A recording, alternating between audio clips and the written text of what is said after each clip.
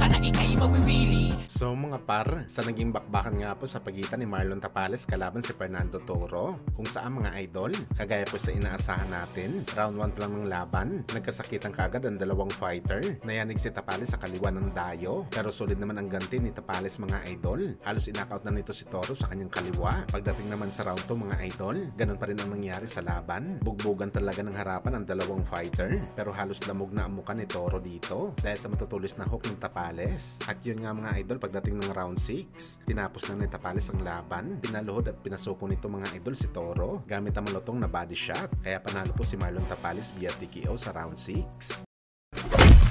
Samantala sa undercard naman po mga idol, sa naging bakbakan ng anak ng ating pambansang kamao Manny Pacquiao na si Eman Bacosa kalaban si Nico Salado, kung saan mga idol, napanatili po ni Bacosa ang kanyang undefeated record. Tinalo nito si Salado via unanimous decision sa naging bakbakan nila sa Trela in Manila. At sa naging bakbakan mga idol, simula ng round 1 pa lang ng laban, inararaw kaagad ng underdog ang anak ni Pacman. Balak talaga nito Iwasaki na maaga itong si Bacosa, pero magulang na rin itong si Bacosa mga idol. Ginamit nito ang haba ng kanyang katawan para hindi pa pormahin si Salado. Matutulis na jab mga idol ang binatawan ni Eman Bacosa na siya ang nagpamaga sa mukha ni Salado. At pagdating sa round 4 mga idol, pinabulagtan ni Bacosa itong si Salado gamit ang kanyang malutong na kaliwa habang umatake sa kalaban. At pagdating naman ng final round mga idol, nakabawi naman si Salado, pero masyadong malayo na ang lamang ni Bacosa sa puntusan para mapanalo niya pa ang laban. Kaya nag-improve na po mga idol ang kartada ni Bacosa sa 7 wins, 1 draw at 4 dito ay nakuha niya sa knockout.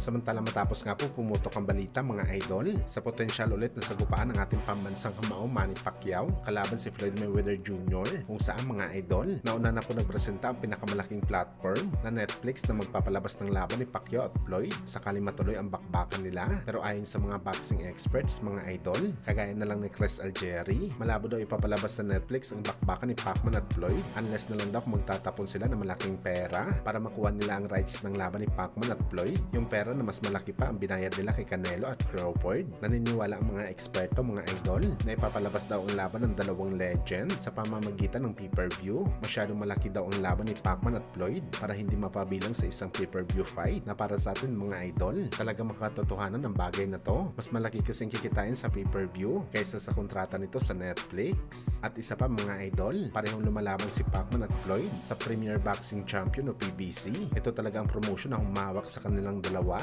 Kaya malamang PBC talaga magpo-promote sa laban na to. At sa mga ganito kalaking laban mga idol, aasahan natin na makikialam dito ang Saudi promoter sa pamumuno ni Boss Turki Al-Sheikh. Alam nyo naman mga idol na mahilig ito sa mga super fight na bakbakan. At kagaya sa sinabi natin mga boss, walang pakialam ang Saudi promoter kung malugi ito sa laban o magbayad man ito ng malaking halaga sa mga fighter. Ang gusto lang talaga nito mga idol ang ipromote ang kanyang brand na Riyadh Season. Kaya hindi din natin mayalis mga idol ang senaryo na posible ang Riyadh Season ang hawak sa laban ni Pacman at Floyd sakali matuloy ito sa 2026.